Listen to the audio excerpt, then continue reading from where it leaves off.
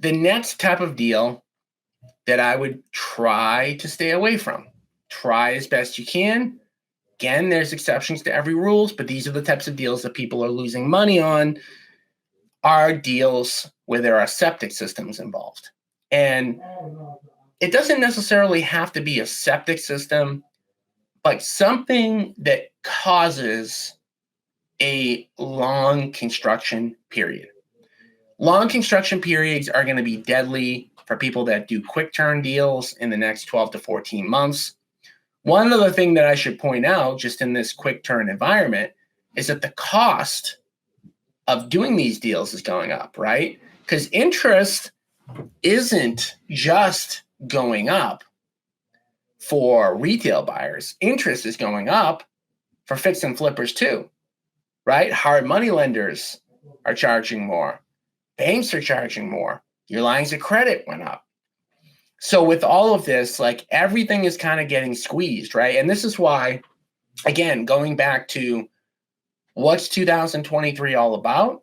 2023 is all about survival and positioning yourself for 2024 because margins are getting squeezed everywhere. And by the way, this isn't necessarily just a real estate thing. This is kind of across the board in the entire economy. Yes, there are some exceptions, but businesses are getting squeezed right now. It's getting tougher to be profitable, right? So I talked about septics and why septics, because septics take a long time.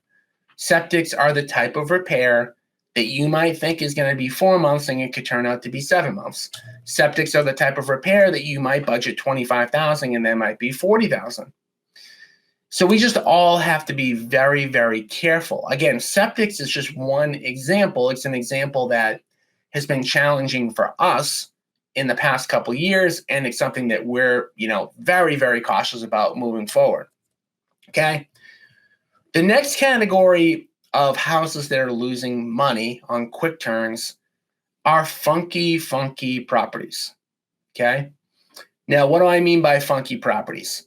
If you are a residential retail agent, what you have seen over the past 2 or 3 or 4 years with inventory being so low, is you've seen buyers make exceptions, okay? So in the past couple of years, if we got the opportunity to buy a house kind of like on a main road, which is just one example of funky, in years past, being on a main road could be a very negative thing. Could cause the property to sit. It could cause the price to be much lower. But what we saw in the past couple of years, and I'm going to give you guys some examples of things that make stuff funky, but what we've seen is that buyers were overlooking funky in the past couple of years. They were going, oh yeah, it's on a main road, but it has everything else. And they were doing that with a lot of things. Okay, I'm going to talk about some of those funky things now.